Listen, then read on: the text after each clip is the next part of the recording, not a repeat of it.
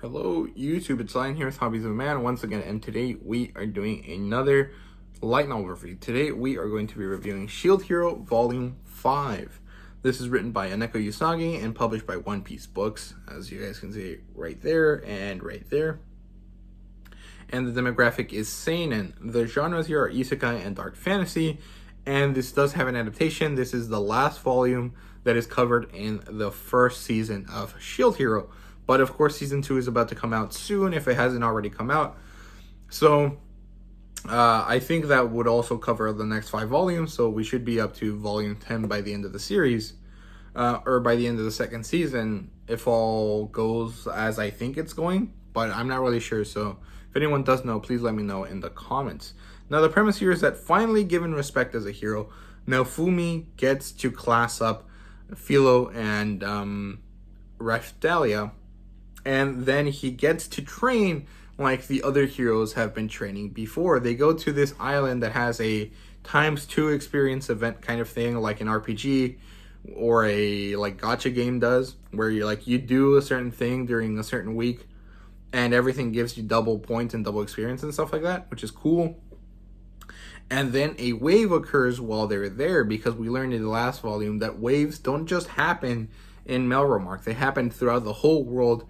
And heroes are supposed to go to all of them as they can, but they haven't really. But then they find this thing down like in the ocean that has a wave marker on it.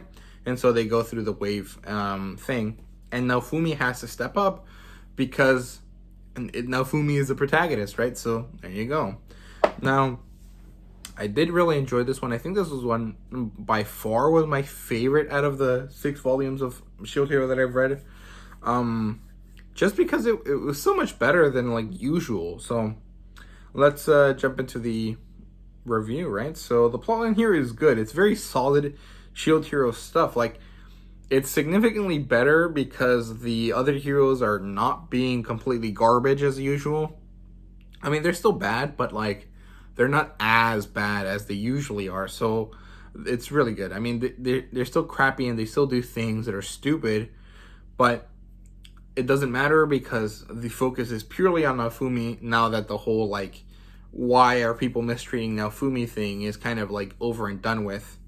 And yeah, so the main plot points here are a feast with the heroes to celebrate the thing that happened last time where they beat the church. And then gear upgrades with the old man that works at the shop.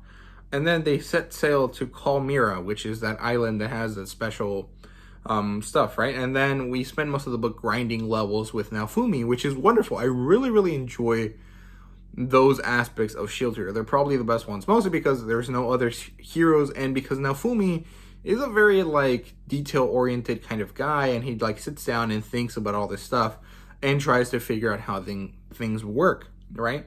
And then we have that surprise wave and the surprise bad guys at the end, which is really good. I did really enjoy that kind of like what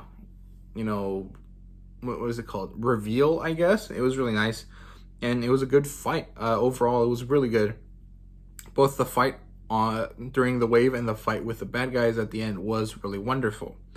Now, yeah, I just really enjoyed it. But yeah, so the characters here are pretty good. We got some new ones, which is always nice. We got Lark Berg, which is kind of funny. Like, his name literally means like arc. And Berg, I think, means city, so he's like the arc of the city or something like that, or village or whatever. And he's a scythe user, and he has a scythe that works like a legendary weapon. So what the heck? What is this? Why does it do that? You know, very good, interesting mystery aspect here that starts like what feels like a new arc. Like, this feels like a second arc instead of like the original one. So there you go. And then we have Therese, who is Leark's companion, and she has gem magic, which is really interesting.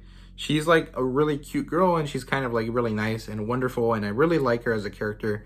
She's just so wonderful, and I'm really liking the fact that we're getting new female characters that are not despicable or lollies 3 volumes ago. And then we get Glass again. She comes up again, and now she's different from before, so it's not sure why, but I really do enjoy the whole mystery that we're getting with all of these characters and the introduction of all of these new people.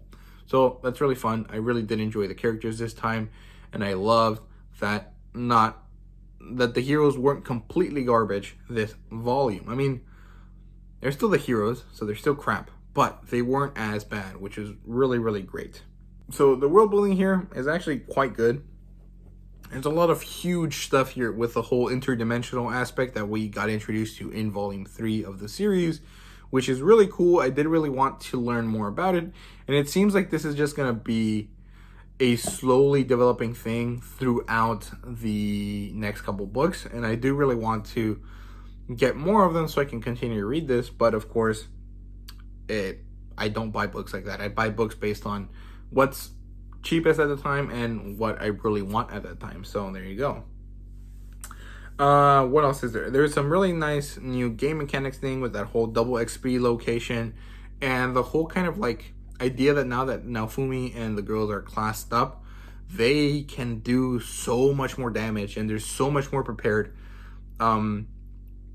to do what they have to. And it was actually really good.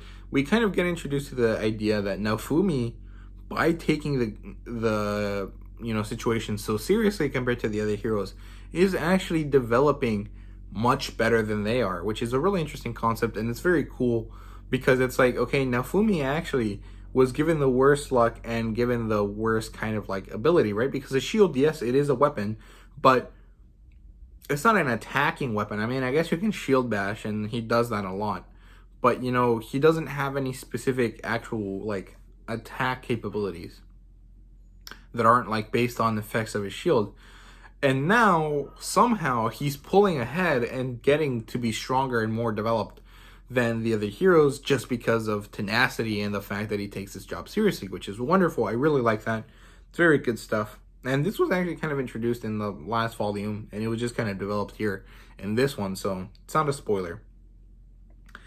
And yeah, I also thought it was funny that there was this whole kind of introduction of the fact that most of the time the heroes are Japanese, and I thought that was funny because, like, why are they all Japanese? That's so weird, right? But, obviously it's because it's written by a Japanese person, but it's just funny when they kind of address that, and I don't know, I just enjoyed it.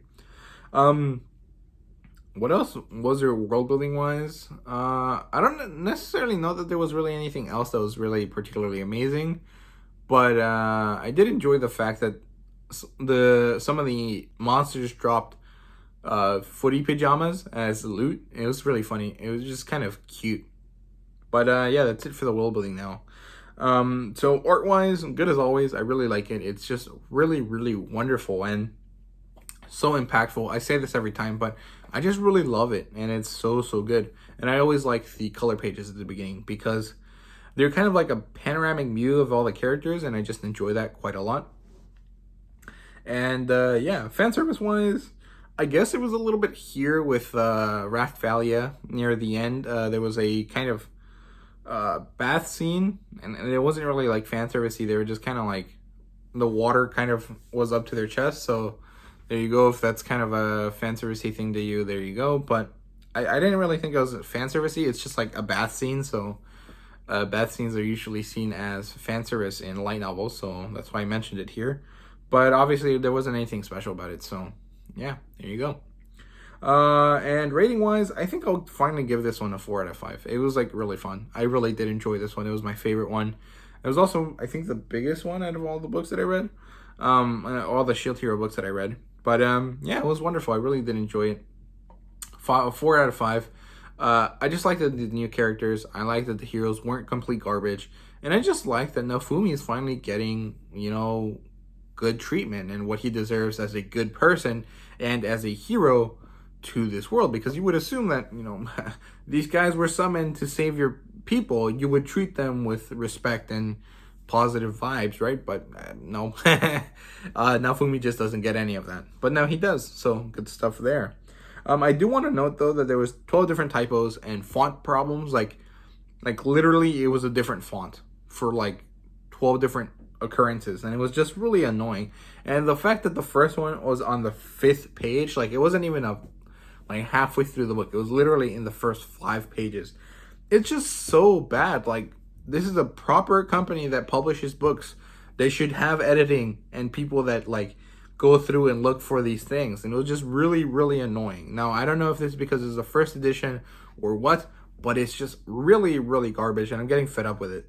But whatever, okay? And yeah, like literally the fonts would change randomly throughout different paragraphs. Like there would be one bit of text that had a larger font with a lot longer spacing, and then the next part of the paragraph or the next dialogue tag was in a normal, like very, you know, not very spaced out font type and font size. And it was just so weird because like, what were you doing that you had different fonts going on in the document that you're going to print out? That's just ridiculous, right? So I don't know. I was just really annoyed with it. It was pretty like bad reading wise, but like I said in my last review, I just tried to ignore it and continue to read the series.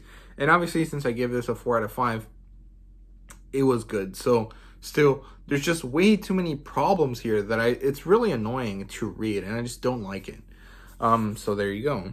And that's it for me. I hope you guys enjoyed this video, and if you did, please leave a like, subscribe, and comment down below. Yeah, thank you guys very much for watching the video, and see you guys later.